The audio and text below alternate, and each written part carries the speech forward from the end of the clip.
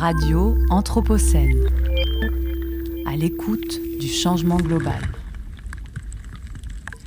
Bonjour aux auditrices et auditeurs de Radio Anthropocène.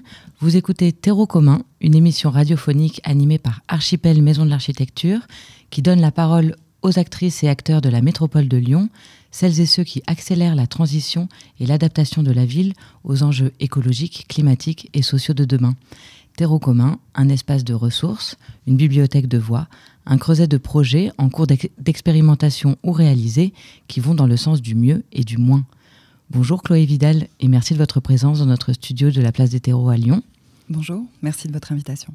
Chloé Vidal, vous êtes 3e adjointe de la ville de Lyon en charge de démocratie locale et redevabilité, évaluation et prospective et université, recherche et coopération.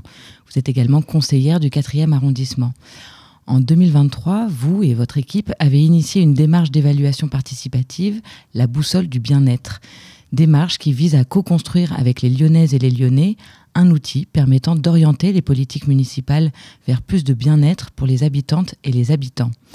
Tout d'abord, Chloé Vidal, pourquoi vouloir se doter d'indicateurs alternatifs et surtout comment on y parvient ?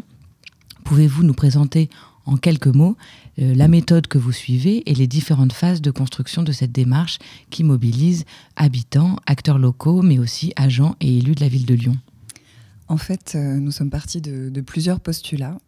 D'une part, aujourd'hui, la question qui se pose, c'est de savoir comment la ville de Lyon peut penser, peut organiser l'habitation urbaine à partir des réalités imposées par le changement global. Autrement dit, la question, c'est de savoir comment la ville de Lyon, en tant qu'institution, peut trouver à s'inscrire dans une forme de réorientation écologique qui s'impose en fait. Et c'est vrai que nous parlons le plus souvent de transition écologique, mais l'enjeu, c'est d'abord celui d'une réorientation. Et puis d'autre part, la ville, en tant qu'institution, elle ne peut parvenir à opérer cette réorientation sans l'ensemble des actrices, des acteurs du territoire, sans apprendre d'eux, sans faire avec eux. Et ce principe, bien compris, je dirais, d'interdépendance, de complémentarité, il nous conduit définitivement à prendre acte du fait que les pouvoirs publics n'ont plus le monopole de l'action publique, que l'on ne peut plus rien faire qu'ensemble. Et que donc nous avons à repenser la relation de l'institution et de ses parties prenantes, à adopter une autre posture, une posture d'écoute, d'apprentissage, peut-être même de médiation, de facilitation, que nous avons à reposer, en un mot, la question de la gouvernance. Et c'est d'autant plus vrai que si on peut considérer que l'enjeu global, le fait que précisément on ait à trouver des moyens de penser et d'agir dans un monde incertain, en se montrant toutes et tous à la hauteur de ces enjeux socio-écologiques majeurs auxquels on fait face, si cet enjeu global il est partagé dans l'ensemble par toutes les parties prenantes de la fabrique de la ville, l'expérience elle-même de cette transition écologique qu'on juge nécessaire peut, elle, vraiment varier d'une partie prenante à l'autre. Et sans la garantie d'un dialogue qui soit vraiment de qualité entre la ville et les acteurs du territoire, eh bien, il y a des dysfonctionnements démocratiques qui se cristallisent, il y a une défiance envers les institutions qui se généralise. Et donc, dès le début du mandat, tout en étant conscient de l'héritage institutionnel important que nous portons, l'idée, ça a été de travailler à refaire du champ politique un champ d'expérimentation économique et sociale. Et en tant qu'adjointe à la démocratie locale, avec les équipes des missions démocratie ouverte et évaluation prospective qui ont été créées d'ailleurs en début de mandat, nous nous sommes attelés à participer, alors de manière modeste mais assurée, depuis le cœur même de notre institution, à ce chantier démocratique d'une réorientation écologique du politique. Donc l'objectif dans le monde relativement déboussolé que l'on connaît aujourd'hui, c'est de se donner de nouveaux repères pour construire l'action publique. Et puisque la ville n'a pas le monopole de l'action publique, l'idée c'était de déterminer ces repères, ces nouveaux indicateurs avec l'ensemble des habitantes et des habitants, des citoyens et citoyennes de la ville, de toutes celles et ceux qui pratiquent le territoire. L'idée, ça a donc été de co-construire des indicateurs alternatifs au PIB, un indicateur synthétique dont on sait qu'il mesure le bien-être uniquement à l'aune de la croissance économique et qui ne peut pas rester l'indicateur phare pour mesurer la richesse d'un territoire, de ses habitants, de ses habitantes. Des indicateurs alternatifs plutôt au sens d'autres indicateurs, bien sûr que le PIB, qui puissent nous servir de guide de progrès humain, sanitaire, social, écologique, démocratique. Et donc on a fait le pari de définir ces indicateurs balises, on pourrait les appeler aussi comme ça, à travers des débats citoyens sur ce qui est constitutif du bien-être des Lyonnaises et des Lyonnais, avec l'objectif de s'appuyer sur la définition de ces dimensions du bien-être pour orienter nos actions publique, municipale, pour mettre à l'agenda politique les enjeux communs prioritaires identifiés par les participantes et les participants à la démarche. Donc il s'est agi de créer finalement une sorte de boussole pour l'action publique, une grille de lecture qui partageait, qui devait nous permettre et qui doit nous permettre d'aider à la prise de décision. Donc une boussole du bien-être pour, d'une part, évaluer l'adéquation des investissements de la ville, les actions entreprises par la ville avec les attentes des habitantes et des habitants, et pour construire à terme un budget bien-être. Ça reste l'horizon. Et la boussole du bien-être, elle a vocation à devenir donc un instrument démocratique, une manière de réunir des habitantes et des habitants, des élus, des agents, ce triangle d'acteurs qui est essentiel au chantier démocratique. C'est un instrument de redevabilité dans le sens où ça va nous permettre de relire le budget à l'aune des dimensions du bien-être et de tous ces enjeux.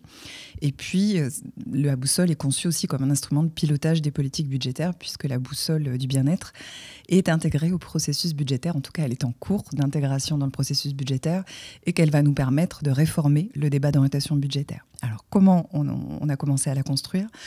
D'abord en organisant en 2023 une réunion dans chacun des 9 arrondissements de la ville, en réunissant, donc je le disais, des élus, des agents, des habitantes et des habitants volontaires et également des habitantes et des habitants invités en porte-à-porte, dont les adresses avaient été tirées au sort dans les quartiers politiques de la ville, dans un souci bien sûr d'inclusion.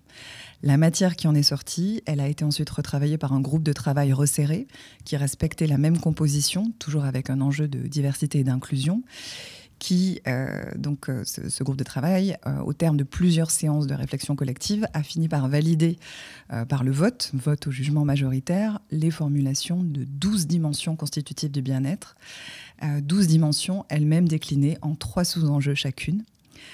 En 2024, donc l'année dernière et donc la deuxième année de la construction, un nouveau groupe de travail s'est formé avec un noyau dur de personnes déjà présentes en 2023 pour approfondir une des dimensions de la boussole, une dimension qui a été choisie par le groupe de travail de 2023, qui était la dimension du vivre ensemble. Le groupe a travaillé donc en 2024 à la formulation d'objectifs pour l'action municipale, objectifs que la ville doit se donner pour concrétiser les enjeux du vivre ensemble. Et en 2025, c'est la dimension préserver sa santé et se soigner qui a été choisie pour faire l'objet du même approfondissement et de la déclinaison des enjeux de cette dimension en objectifs à atteindre toujours par la ville. Donc si je résume, à partir des contributions de 9 ateliers d'arrondissement, c'est donc dessiner une boussole de 12 dimensions qui reflètent ce qui compte pour les Lyonnaises et les Lyonnais. Alors sans entrer dans le détail de tous ces nouveaux indicateurs balises, comme vous le disiez, pouvez-vous en présenter certains, décliner peut-être quelques objectifs et revenir sur les débats qu'il y a pu avoir autour notamment de certaines formulations ? Alors, effectivement, je ne vais pas citer l'ensemble des 12 dimensions, ce serait un peu long et peut-être un peu laborieux et ennuyeux, mais je vous invite à en prendre connaissance d'ailleurs sur le site de la ville de Lyon.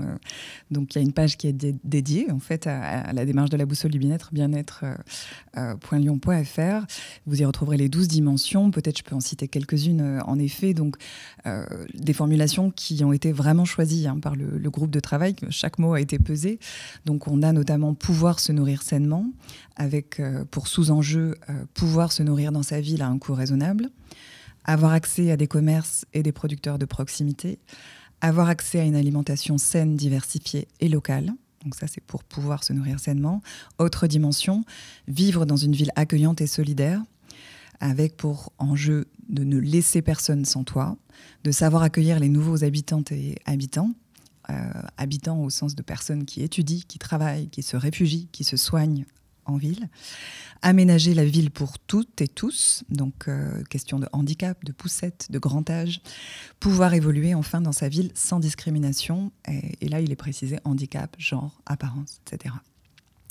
La dimension vivre ensemble, je vais peut-être la citer puisqu'elle a été choisie pour être approfondie et être explicitée, vraiment déployée, décrite plus finement pendant l'année 2024. Elle recouvre 3 sous-enjeux, se sentir entouré, avoir accès à des lieux de convivialité, être en capacité d'agir dans sa ville avec via et pour les autres. Voilà, là, on voit que chaque mot est pesé. Et les objectifs qui ont été formulés à partir de ces enjeux donc, du vivre ensemble et qui ont été priorisés d'ailleurs, étaient les suivants. Rendre les citoyens acteurs et non consommateurs de la transformation de la ville, premier objectif qui a été donc priorisé. Puis faire émerger, développer et animer des lieux de convivialité, de proximité pour favoriser le lien et la solidarité entre les habitantes et les habitants et faire émerger des initiatives citoyennes. Donc on va dire que c'est les deux objectifs prioritaires. Cibler les usagers sans discrimination pour les impliquer dans la vie citoyenne. Accompagner individuellement et créer du lien pour la vie de quartier. Permettre le dialogue et le croisement des habitantes et habitants dans leur diversité par la perméabilité des quartiers. Et enfin, faire en sorte que les citoyens et citoyennes s'emparent de l'information des actions de la ville et de la société civile pour se sentir plus entourés. Donc c'est vrai que c'est intéressant de noter que les objectifs donc qui viennent d'une certaine manière un peu concrétiser les enjeux du vivre ensemble font écho à d'autres dimensions de la boussole. On peut par exemple cibler les usagers sans discrimination pour les impliquer dans la vie citoyenne. Ça renvoie assez clairement à la dimension vivre dans une ville accueillante et solidaire. Et donc toutes les dimensions, c'est vrai, elles ne relèvent pas des compétences de la ville, je me permets de le préciser, parce qu'en fait l'objectif c'était vraiment de définir toutes les dimensions constitutives du bien-être, donc on ne pouvait pas faire l'économie de certaines d'entre elles.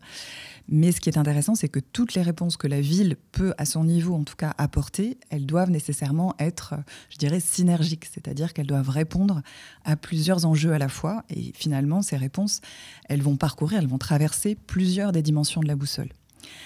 L'économiste chilien Manfred Max Neef utilisait ce terme de réponse synergique et il évoquait cette nécessité d'apporter ce type de réponse en parlant des besoins essentiels.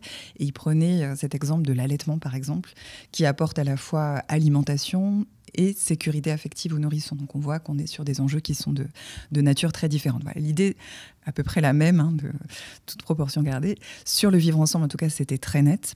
Et on y retrouve d'ailleurs cette idée de sécuriser les liens et finalement de se sentir en sécurité, qui est un des enjeux de vivre en sécurité. Dimension d'ailleurs qui a failli être choisie, vous me demandiez s'il y avait eu des débats, qui a failli être choisie par le groupe de travail en 2023. Alors c'est finalement la dimension vivre ensemble qui l'a emporté dans le débat sur la dimension approfondir, mais il y a eu vraiment des échanges sur, est-ce qu'il est plus important d'expliciter le vivre en sécurité pour vraiment voir ce que recouvre cette dimension ou vivre ensemble. Bon, le choix s'est porté si vivre ensemble, mais ça a donné lieu à des débats, des forts débats, et il est certain qu'un jour ou l'autre, on dépliera la dimension vivre en sécurité, parce que je pense qu'elle mérite de l'être tout autant. On comprend bien en vous écoutant, Chloé Vidal, que c'est un travail en cours et au long cours, et que la démarche elle-même est une expérimentation, qu'elle se construit en se faisant. Vous avez d'ailleurs une réflexion sur ce qu'est ou ce que doit être la démocratie participative. Par quel biais, du coup, cherchez-vous, à travers cette démarche, à revitaliser le système participatif ? Et est-ce que d'autres démarches, peut-être dans d'autres territoires, d'autres pays, ont pu vous inspirer ? Alors, peut-être je vais commencer par citer une autrice que j'aime beaucoup, qui est Joëlle Zask, dans Écologie et démocratie. Donc la philosophe Joëlle Zask rappelle qu'aux côtés du système représentatif, qui nous permet d'exercer un contrôle sur notre gouvernement, il conviendrait, dit-elle, de revitaliser notre système participatif afin que nous rétablissions le contact avec le monde concret qui est le nôtre. Je la cite, le prenions en charge, ayons l'ambition de mieux le connaître, de le partager, d'en prendre soin. Et elle souligne à juste titre que finalement notre vision de la citoyenneté, elle est assez tronquée, elle est même voire faiblarde, qu'on vit aujourd'hui dans un monde qu'on pourrait dire inversé, en tout cas c'est la manière dont je le lis, puisque dans la démocratie moderne qui apparaît à la fin du XVIIIe siècle, le système représentatif est un moyen, tandis que le système participatif est la fin. Et ce dernier, donc le système participatif, il existe en droit, mais il a été progressivement marginalisé. C'est ce qu'elle observe. Moi, je la rejoins complètement. Je pense aussi qu'on est arrivé à la fin d'un cycle en matière de démocratie participative, pas de participation citoyenne, mais plutôt d'offres institutionnelles de participation, et qu'il nous faut repenser le dialogue des institutions avec les habitantes et les habitants, de penser à nouveau frais, je le disais tout à l'heure, cette question de la gouvernance, et en visant la pleine reconnaissance d'une citoyenneté active, c'est-à-dire pas la citoyenneté qui s'acquiert par la nationalité, mais celle qui s'expérimente quotidiennement à travers des engagements citoyens. S'il y a des citoyens, des citoyennes, c'est parce que ce sont avant tout des habitantes et des habitants, c'est-à-dire des personnes qui pratiquent la ville, qui l'informent, qui la transforment par leur pratique d'habitation, en se déplaçant, en travaillant, en y étudiant, en y ayant des activités régulières. Joëlle Zask, elle dit encore que la citoyenneté consiste pas uniquement à surveiller le pouvoir et à réagir à son action, qu'elle consiste en priorité à prendre des initiatives, à s'associer librement à d'autres, à s'engager dans des actions concrètes, à participer activement à la création de ses propres conditions d'existence, et même à produire l'environnement en l'absence duquel elle ne pourrait s'exercer. Et je suis complètement en phase avec cette approche qui renvoie à l'approche pragmatique de John Dewey, c'est-à-dire de se dire la démocratie, c'est d'abord une méthode, c'est celle de l'expérience. Cette expérience, elle est partageable, ce partage, il est enrichissant. Et notre responsabilité en tant que pouvoir public, je pense que c'est de créer les conditions nécessaires qui permettent à chacune et chacun de partager son expérience et à travers ce partage aussi progressivement de choisir sa vie, de créer ses propres conditions d'existence, en fait, de développer, on pourrait le dire dans d'autres termes, ceux d'Amartya Sen, ses capacités, ses capacités. Et je pense que c'est aussi ce qui anime au départ la démarche de la boussole du bien-être. Je dis je pense, puisque nous sommes plusieurs à la co-construire.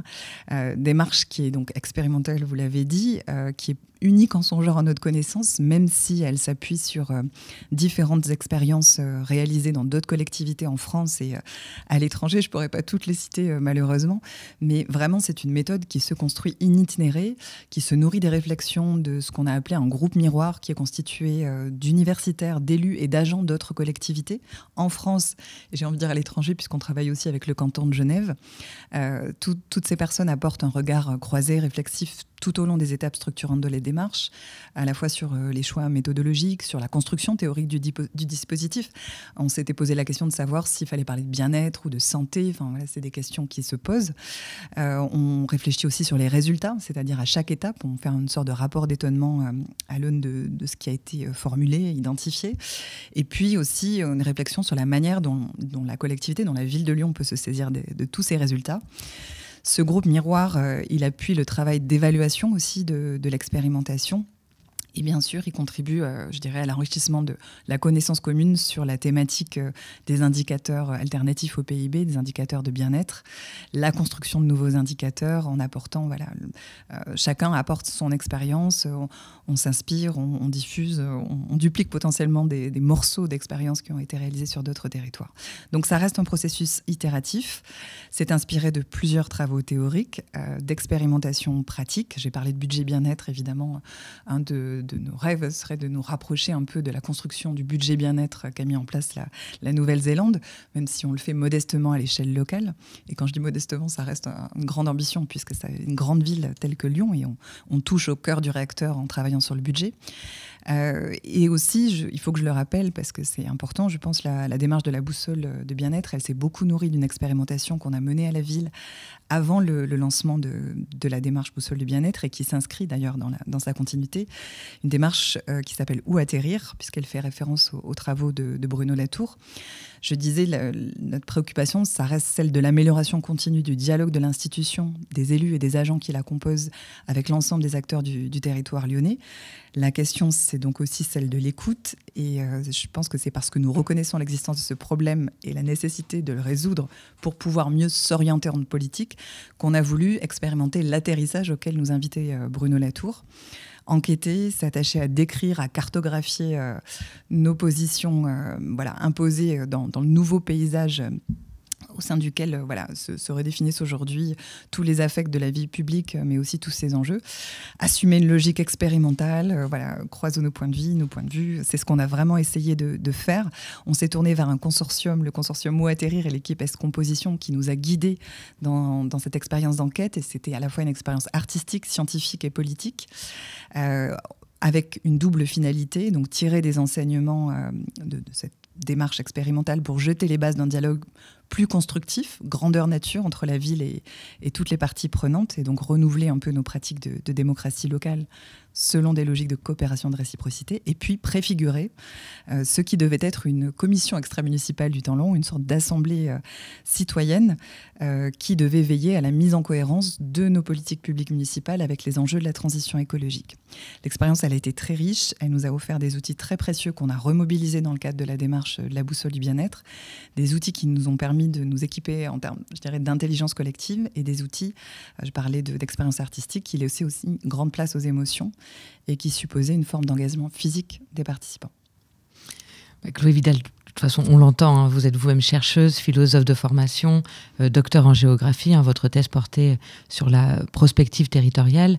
Et évidemment, vous avez à cœur de croiser les points de vue, les expertises. Donc, vous parliez de ce groupe de chercheurs, de praticiens et d'élus qui suit et accompagne toute la démarche.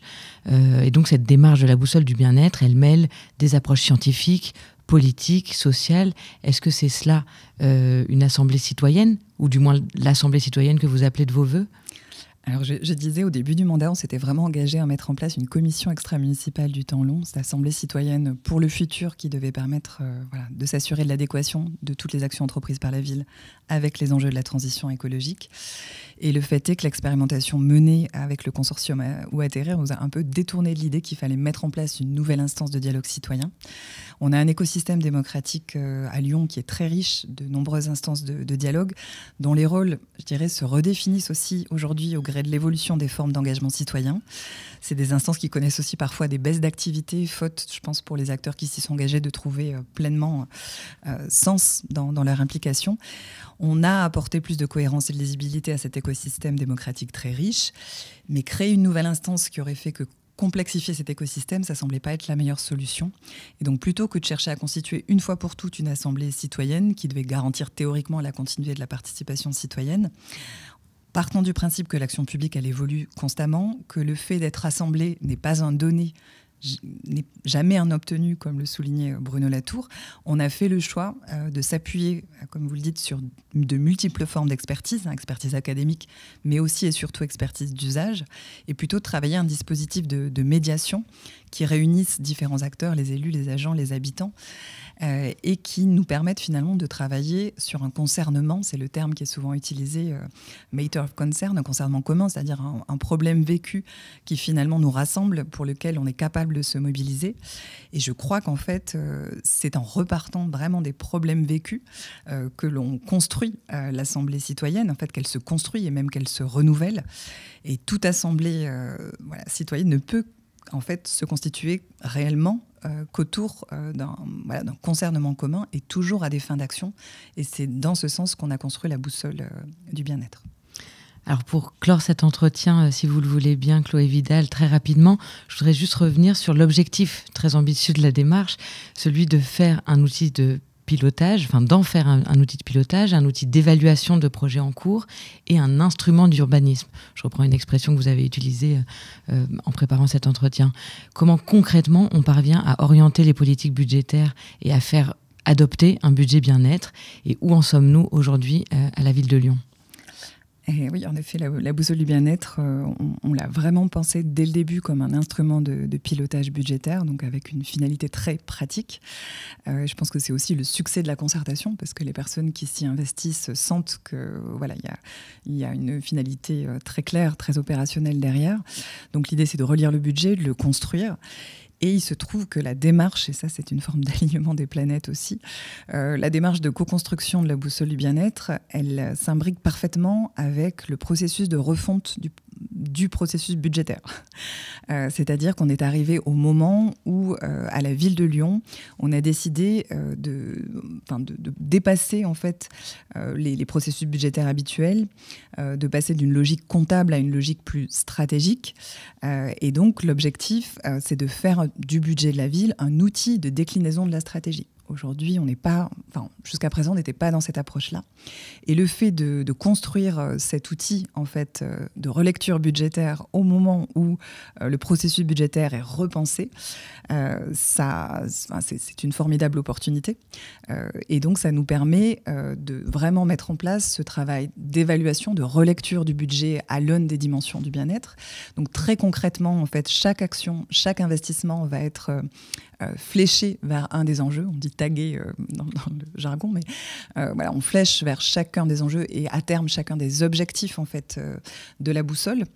Et donc on va pouvoir, grâce à cela, en fait, voir dans quelle mesure la ville remplit ou non les objectifs que les habitantes et les habitants donc reconnaissent à la ville pour réaliser l'ensemble pour donner force de vie à l'ensemble des dimensions de la boussole.